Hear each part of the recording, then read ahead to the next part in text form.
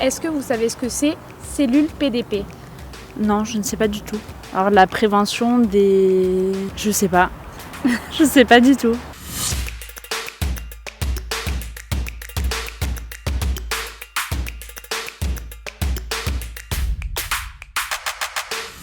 PDP signifie prévention de la désinsertion professionnelle. La mission de la cellule PDP est de proposer aux entreprises et aux salariés un parcours d'accompagnement coordonné. Notre objectif est de promouvoir largement les dispositifs de prévention de la désinsertion et de l'usure professionnelle.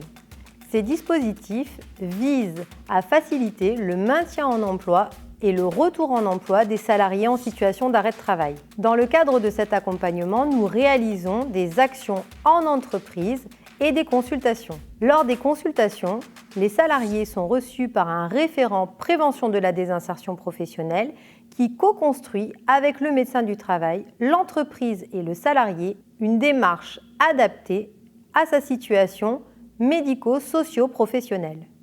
Lorsqu'il y a des situations d'arrêt de travail, des dispositifs peuvent être mobilisés tels que la visite de pré-reprise, le rendez-vous de liaison qui peuvent faciliter le retour du salarié en situation d'arrêt lorsque le retour au poste de travail ou dans l'entreprise n'est pas possible.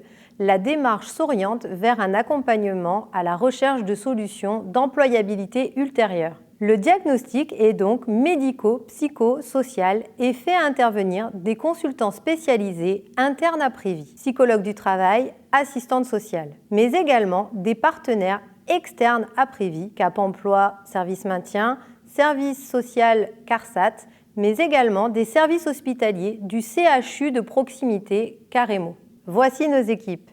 L'assistante sociale, elle propose un accompagnement social global. Elle fait le point sur la situation personnelle, familiale et bien entendu professionnelle. L'assistante sociale va proposer un certain nombre d'actions de remobilisation. Donc nous avons le bilan de compétences, nous avons l'essai encadré, la convention de rééducation professionnelle en entreprise, CRPE, et on a aussi le dispositif Inclus Pro qui est financé par l'AGFIP. Dans le cadre d'un salarié en arrêt, on reçoit soit de la part de la cellule PDP un signalement indiquant que le salarié est en arrêt. Par la suite, on va demander à l'assuré s'il est d'accord pour qu'on prenne contact avec son entreprise. Pour après organiser une rencontre et voir ce qui serait possible de mettre en place. Si c'est un aménagement de poste, si c'est un aménagement organisationnel, si c'est un reclassement en interne, on essaie de voir quelle solution serait la plus favorable autant pour l'assuré en arrêt que pour l'entreprise. Pour arriver dans notre service, en fait, n'importe qui peut signaler. Ça peut être une entreprise, un médecin du travail, une assistante sociale pour un assuré, donc un salarié en arrêt, un salarié en direct. Alors, comme type d'aménagement de poste de travail qu'on peut conduire, on a les postes bureautiques, donc aménagement d'un espace de travail équipé d'un bureau électrique, d'un siège ergonomique. Et après, on peut aménager aussi de façon organisationnelle le temps de travail du salarié. Donc, on peut le séquencer, mais toujours avec l'accord du médecin du travail et également de l'entreprise pour que ce n'ait pas un impact sur l'activité demandée.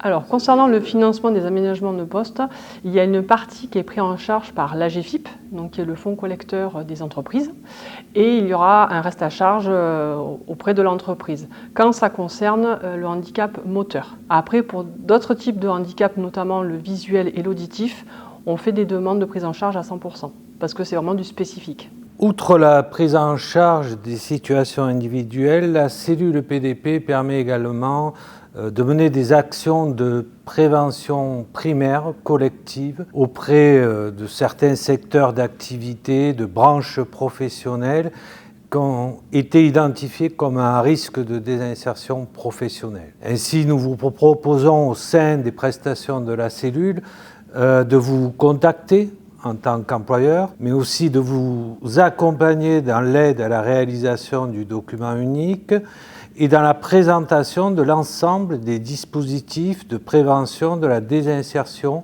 et de l'usure professionnelle. Je vais aujourd'hui vous expliquer le rôle d'un psychologue du travail dans une cellule de prévention de la désinsertion professionnelle. Ce rôle repose sur 3 piliers principaux: l'accompagnement du salarié, l'accompagnement de l'entreprise, l'accompagnement du collectif de travail, et également dans la connaissance des dispositifs à mobiliser, tant individuels que collectifs, pour le maintien dans l'emploi et le maintien des compétences. Les situations qu'un psychologue du travail dans une cellule de prévention de la désinsertion professionnelle va être amené à traiter sont entre autres des situations qui ont trait à l'organisation du travail, à l'ambiance de travail, possiblement à des conflits dans l'équipe. Ce qui va donc guider l'action d'un psychologue du travail comme de tout professionnel dans le cadre de la cellule de prévention de la désinsertion professionnelle, c'est bien l'anticipation.